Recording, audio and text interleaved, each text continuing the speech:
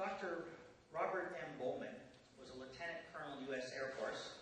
He is the national commander of the Patriots, president of the Institute for Space and Security Studies.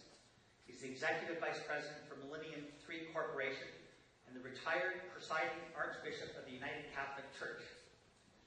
The recipient of the Eisenhower Medal, the George F. Keenan Peace Prize, which is very impressive, the President's Medal of Veterans for Peace, the Republic Aviation Air Power Award, the Society of American Military Engineers, ROTC Medal of Merit, twice. He's also received the Air Medal with 5 Oak Leaf Clusters, the Meritus Service Medal, and numerous other awards, and he's one of the United States' foremost authorities in national security. Colonel Bowman flew 101 combat missions as a fighter pilot in Vietnam and directed all of the Department of Defense Star Wars programs under President Gerald Ford and Jimmy Carter. He has been an executive of both government and industry and has chaired 8 major international conferences. Professor Bowman has taught at 5 colleges and universities, serving as department head and assistant dean. His PhD is in aeronautics and nuclear engineering from Caltech. He has lectured at the National War College, the United Nations, congressional caucuses, the Academy of Science of 6 Nations, and the House of Lords in England.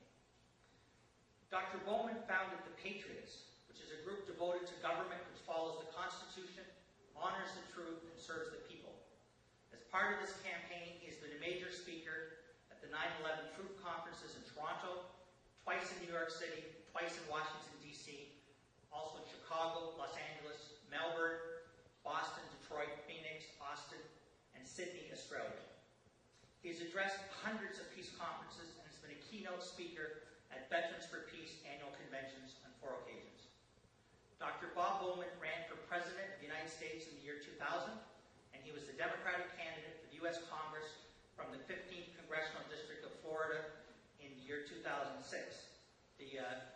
The polls, the exit polls, showed that he was winning substantially, but when they counted the votes with the electronic die-roll machines, he only got 44% and lost.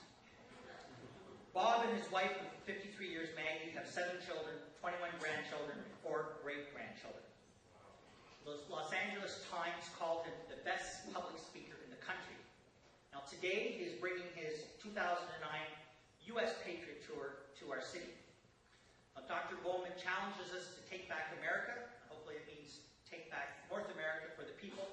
And he explains why he needs a government that, 1, follows the Constitution, honors the truth, and serves the people. Now think what a difference that would make.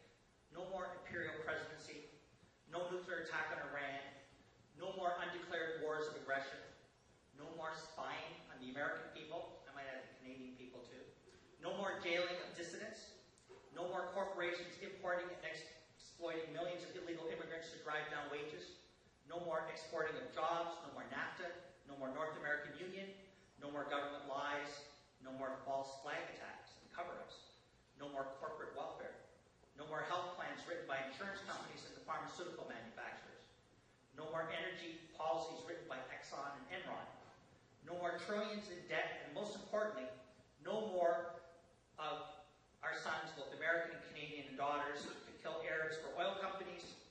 And so Dr. Bowman's message is, let's take back America.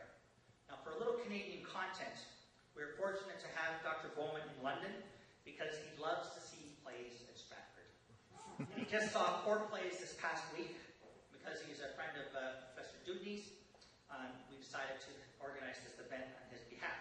So let's give a warm Canadian welcome to Dr. Bob Bowman.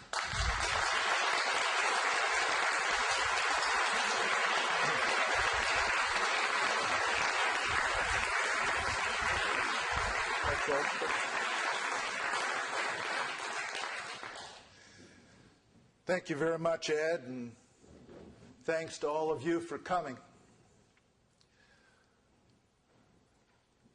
I lived in London for 3.5 years, but not this London, the one in England. We were stationed there in the Air Force in the 1970s.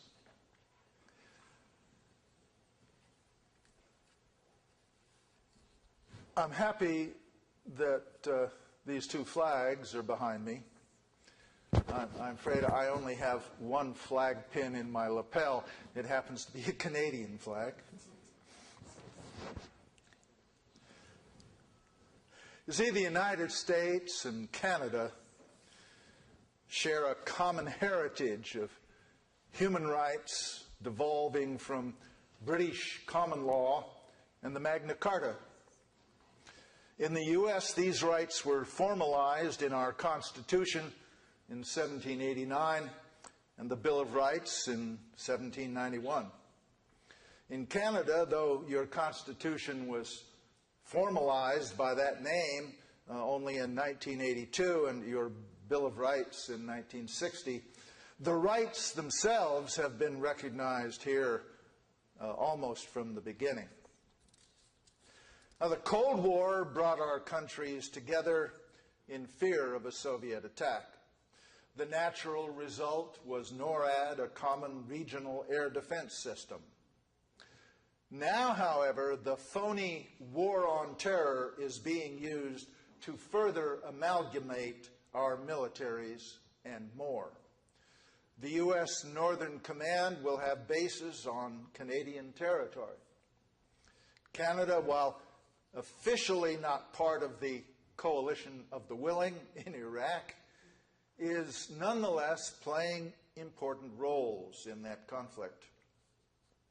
Canadian ships with 1,300 Canadian troops supported the original shock and awe attack. In 2004, a Canadian general was second in command of all forces in Iraq. In addition, Canada has provided war planners, ground troops, and on an exchange basis, of course, weapons, logistic support with Canadian CC-130 transports, money, and perhaps most importantly, diplomatic support. Canadian forces have also taken a lead role in Afghanistan, freeing up American troops for use in Iraq. Canadian soldiers, sorry to say, are still being killed in Afghanistan.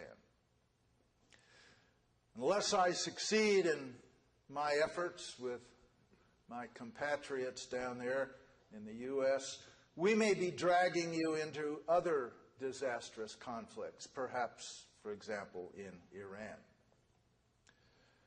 But it's not just the wars of aggression that we have sucked our northern neighbor into. We're also leading you down the primrose path toward a police state. In the U.S., it was the Patriot Act. Here, it's the Anti-Terrorism Act. At least your government gave it a more honest name.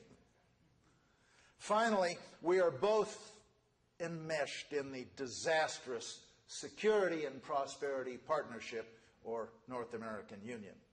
Now, recent reports after the meeting in Guadalajara say the SPP is dead. I don't believe it. Unpopular things like this have died before, only to be reborn under a new name. The global robber barons want this, and they will eventually get it unless we take away their power. The unification of the U.S., Canada, and Mexico will do much more than rob us of our sovereignty, our unique cultures, and our standard of living. If we let it, it will also eliminate the rights both of us enjoy through our constitutions and bills of rights. The North American Union is totally designed to maximize corporate profits through a thoroughly corporatist, which is just another word for fascist, form of government. Now, I don't want that to happen to my country or to yours. I love